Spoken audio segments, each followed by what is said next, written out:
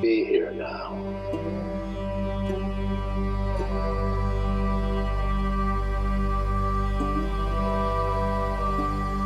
Just be here now. Is it your sense that service is concomitant with the whole notion of spiritual work and perhaps a catalyst for it? I think that's interesting. I mean, you use the word concomitant and catalyst. How about the word vehicle of spiritual transformation? See, we tend to treat service, where we're serving from, as a reflection of where we are spiritually. That would be, or we say it confronts us with things that speeds it up. The deeper one is, how is the act itself the process? Not just a catalyst to the process, not just a correlate of the process or a concomitant, but actually the process itself. How does my helping another human being and bringing to it, now see, what I'm doing to bring to it, to make it useful as a karma yogic act, is I'm bringing to the act, say I give water to a sick person, I hand them a glass of water.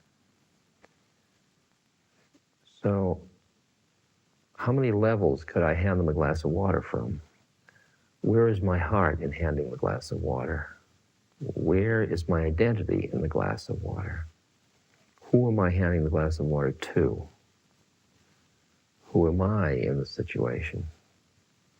Where is God in that? How is emptiness related to the form? That's all inherent in the way the water is handed from one person to another. So in a way,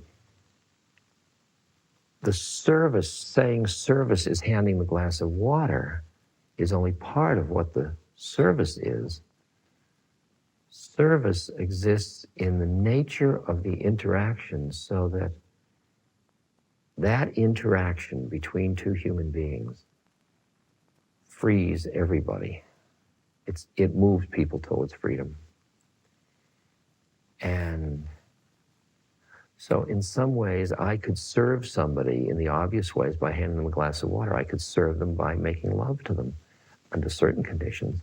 I could serve them by being a presence as I walk down the street that conveys a quality just by the nature of my being. The form of the service,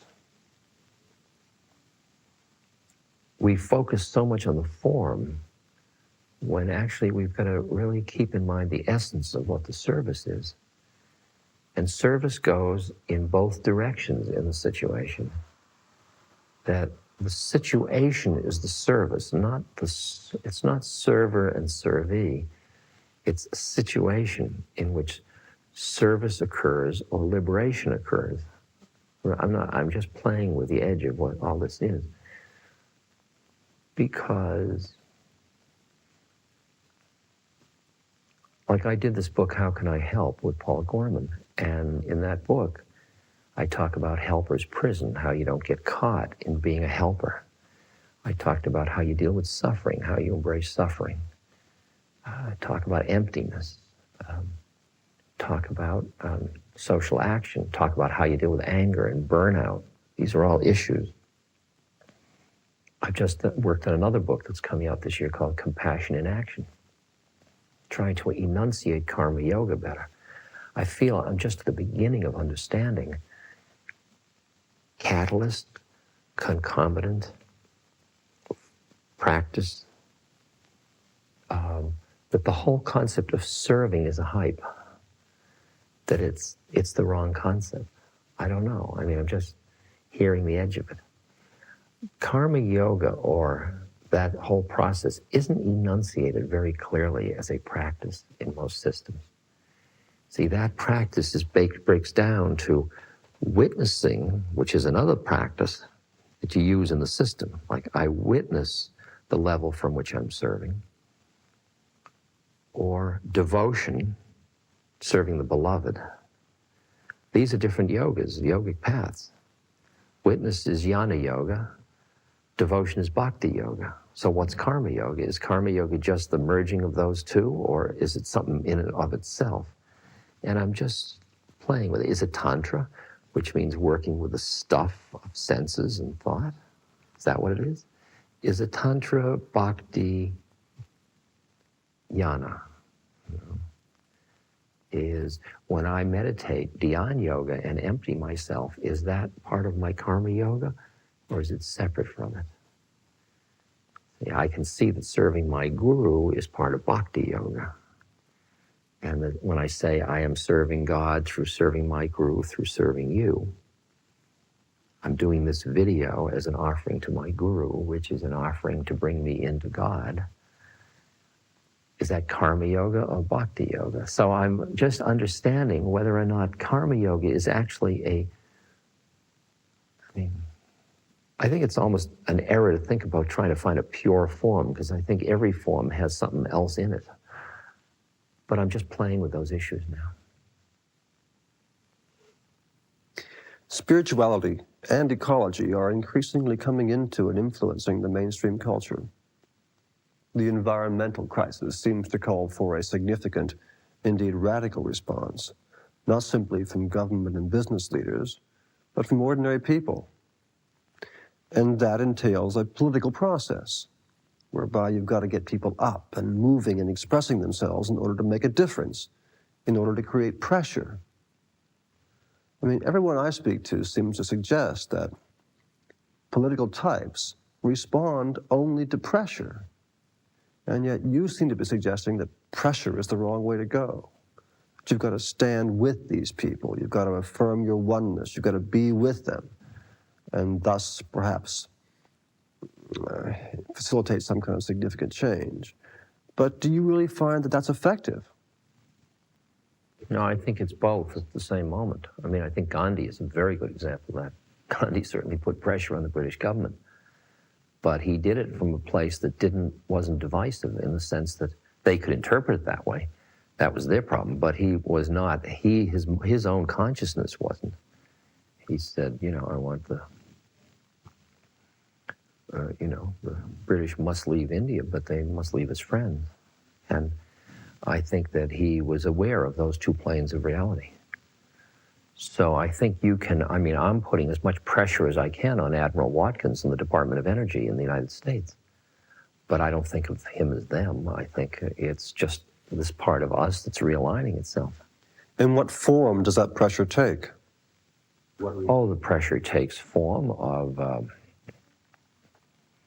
us saying to the senator in New Mexico,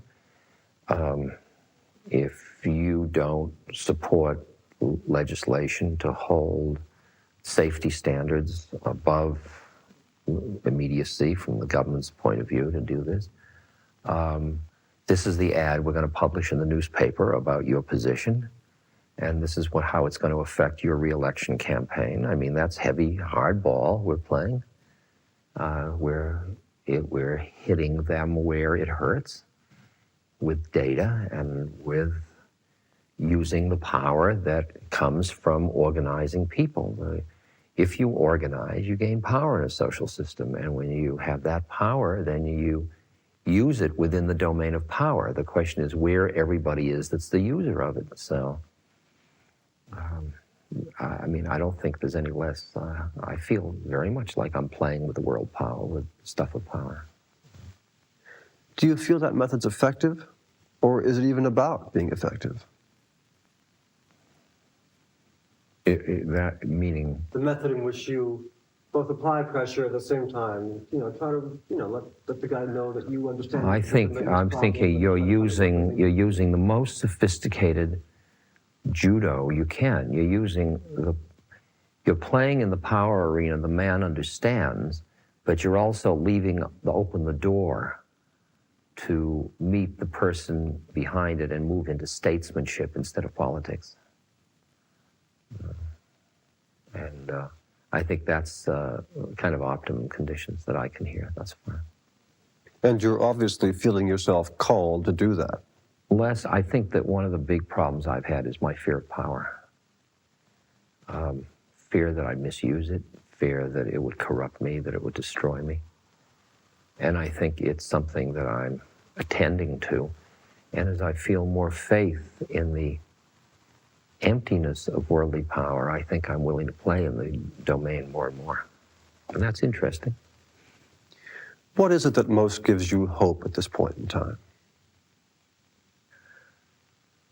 Well, Trungpa Rinpoche said, I think the best place to stand is halfway between hope and hopelessness. And what gives me hope is that it's all perfect. I think it's all doing fine. I don't think there's anything that needs to be done. It all just seems to be doing fine. And which includes the part I'm playing and part you're playing and the rain and all of it, you know. I think it's, and the disappointments and the sufferings and all of it. And I don't think that's the term hope as much as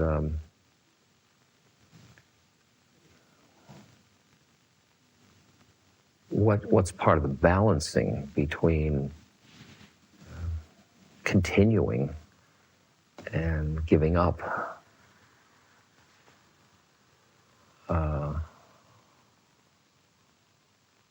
I don't feel either hope or hopelessness. It just doesn't feel interesting to me, the whole concept.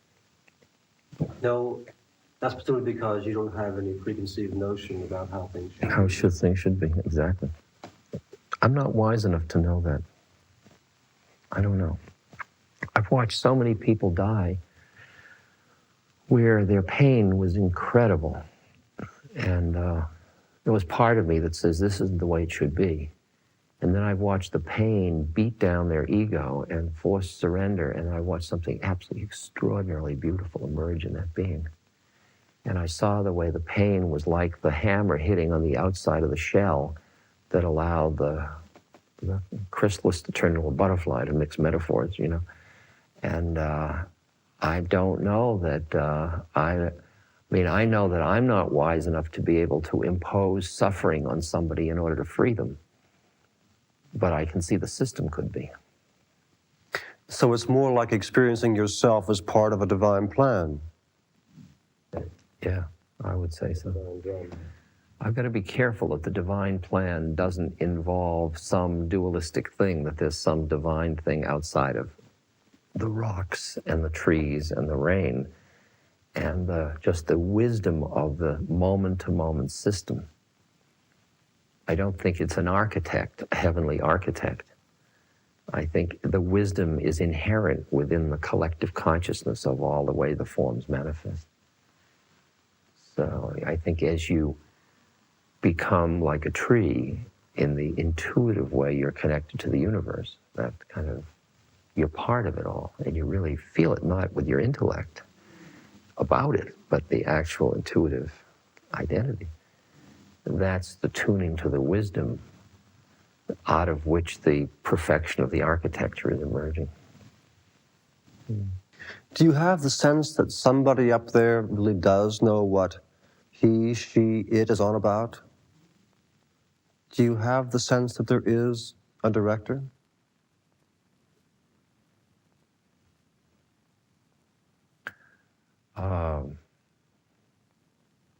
I think that truth, which is the plane of reality, which is the holder of the wisdom or the holder of the unmanifest or immanent manifest out of which it all manifests, is what we all are. I don't think there's anybody separate from that, no. I think that what we call that being is us. It's our deepest truth. It's who we are.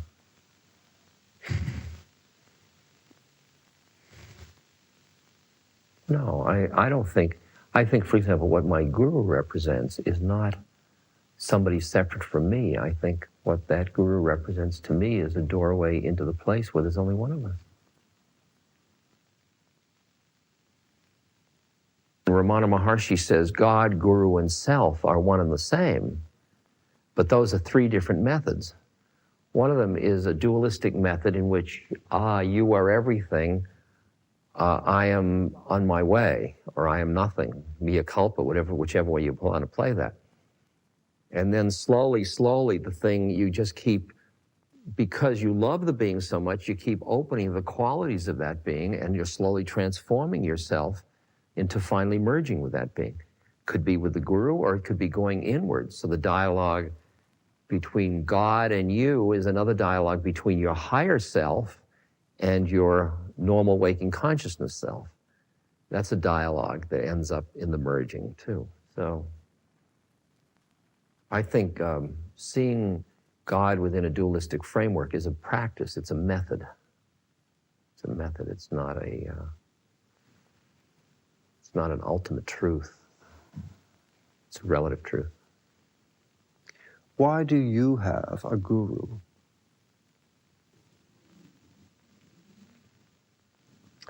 I don't know, bad luck, I guess. I don't know, an old fat dead one at that. I don't know. He's passed on. Oh yeah, he died in 73. He dropped his body. He couldn't get rid of me, but he did, and I can't get rid of him. He advises you? You have an ongoing conscious connection with him? Yeah, I mean, I don't think it's one that, it's not like he appears to me and says, hey, Ram Dass, why don't you do this, or do this, or any of that stuff. But I think he's constantly, I feel constantly, the giggle, the rascality, the wisdom, the emptiness, the support, the chiding. I feel just that those qualities around me all the time. Yeah, I think just knowing of his existence, even for a second, is constantly changing my life. Constantly changing my life. And what blows my mind is that I did a book called Miracle of Love, which was 1,000 stories about him. And that when people read that book, often they meet him in the same way that I know him. And then they've got him as much as I've got him. I don't see it has anything to do with our being together personally. I think it's a certain kind of heart connection. And at one point I was with a very powerful spiritual teacher, and his devotees said, look, he's treating you so royally, he must be your guru. And the other guru was a good beginner for you, but this is the real guru. And I said to them, I'd trade my guru in a second for this one, but I don't have any choice, because that isn't the nature of the guru-chela relationship. It isn't a relationship you intellectually enter into. You don't decide somebody's your guru. It's something that happens to you.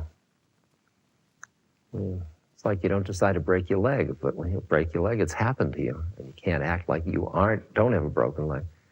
And in a way, whatever level that happened on, it's not the level of choice of my intellect. I know that.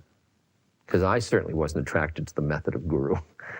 It doesn't appeal. It feels, I mean, from a Western's point of view, who wants a guru, you know? What are you surrendering to? It's like you're transplanting your ultimate sense of teacher or authority into another. Whereas the Western path is much more trying to find that sense of authority within yourself. In relation to which, incidentally, the guru performs what function? I think the guru is a mirror of where you aren't. I think that's the function. For somebody working on themselves through a guru, he just shows you where you're holding, because that's all his non-holding mirrors to you your own holding. Because what you're trying to do when you're holding is you're trying to enter into conspiracies with everybody else to conspire to treat that holding as real. And he won't enter into that conspiracy. Like the conspiracy of conditional love around the fear of death is a conspiracy. But if you meet somebody that isn't afraid of death, they don't uphold that conspiracy. And then they can be an unconditional lover because there's nothing they want even to stay alive. And when you've never met that before, it's like a mirror that shows you where you're holding to that particular thing. As my guru laughs at death, that laugh sits with a place in me that doesn't know how to laugh at death. I just hear it. I keep playing with that disparity. So your sense of your guru's relationship with you is one of constantly trying to remind you, to evoke intimation, so to speak, of what you might truly be and or become. Yeah, what free consciousness is about, what the pure Buddha mind is about, what Christ consciousness is about, what that kind of... And what is that about as far as you would say?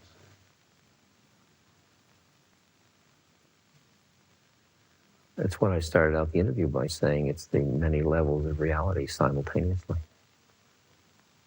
It's the you don't stand anywhere. I can never find my guru. If I say he's empty, he's full. If I say he's wise, he's stupid. If I say he's stupid, he's wise. Wonderful moment when a Canadian fellow came to visit at the ashram, and he was a professor, an old colleague of mine. So I introduced him to my guru, and I kind of wanted my guru to snow him a little bit with his miracle stuff. My guru said to him, you come from the United States. And the man said, no, I come from Canada. And my guru said, you're one of many brothers and sisters. And the man says, no, I'm an only child. I was getting sick to my stomach. And finally, the interview was over, and the man left, and he said on the way out, you have a pleasant guru, but I mean, he obviously wasn't impressed, and I was furious. And then I came back, and my guru was laughing and laughing, and he proceeded to tell me the guy's whole life history. And he was playing with my mind, and he knew what work he had to do with the other guy. I mean, he wasn't doing it at his expense. It was just, as my guru said about miracles, he said, talking about gurus in the South that use a lot of miracles, he said, miracles are for school children. And that's interesting. Interesting. I must just ask you this final question because I may never have another opportunity. I've been impressed for many years by the stories you tell about your guru, and particularly those early meetings where he would tell you things about yourself that only you knew, and in some cases perhaps things that you didn't even realize you knew, which suggests that he has a kind of universal consciousness, that he taps into the Akashic records, that he knows it all. Do you have the sense that that was the case? And if so, do you have any idea how he did it? What that process entails? My sense is that he doesn't do it, that he is it. And that my need determines how it manifests, that it's my existence, my solidity as an entity that draws forth from him that which is in relationship to me. I don't think he's aware he's doing it. I don't think he says, I think I'll do this to Ram Dass. I'll go find out what his mother died of. I don't think there is that kind of self-consciousness. I think the fact that that comes out of the...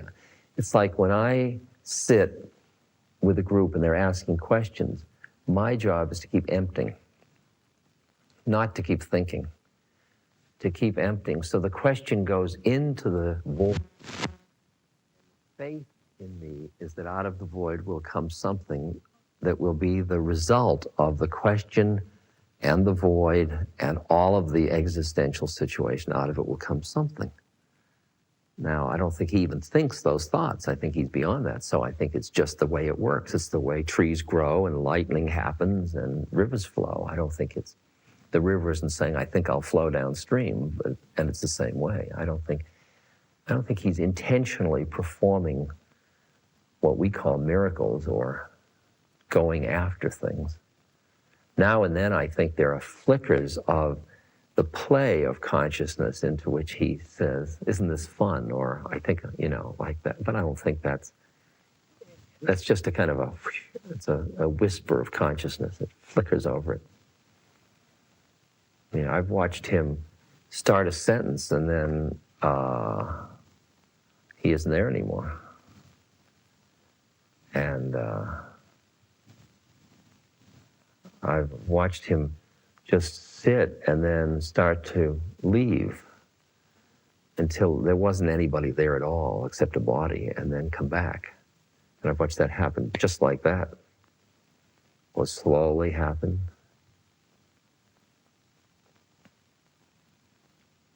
So it's kind of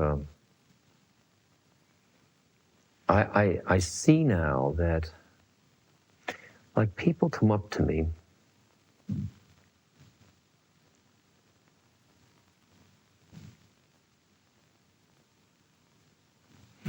often when my mind is very quiet. I say things in a lecture, and people come up afterwards and say, how did you know to use that example? Because that was the thing that was my issue.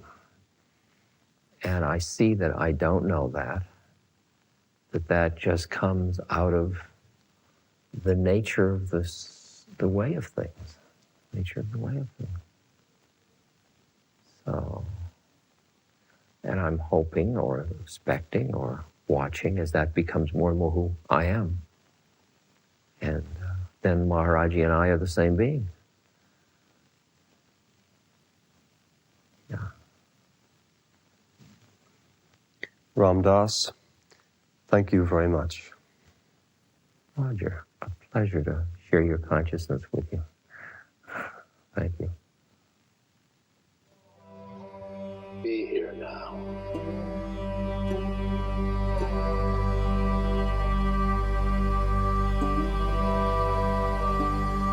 Just be here now.